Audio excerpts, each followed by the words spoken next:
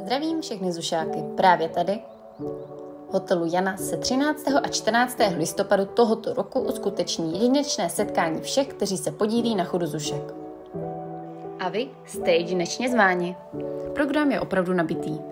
Přivítáme například zástupce Ústřední umělecké rady Bohuslava Lédla, který nám povypráví o vizích pro základní umělecké školy.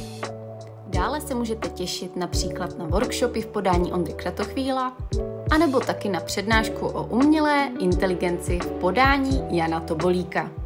Dozvíte se taky, jak připravit vaši zušku na příchod České školní inspekce. Na našem meetingu se rozhodně nudit nebudete. Kromě diskuzí a workshopů vám ukážeme krásy Přerova, podíváme se například do parku Michalov, na hradby, anebo si můžete užít hotelové wellness.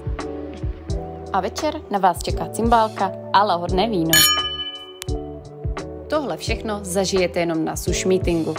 Ale pozor, polovina kapacity už je vyprodaná. Proto na nic nečekejte a přihlašte se ještě dnes. Můžete tak učinit na následujícím odkaze. Těšíme se na vás!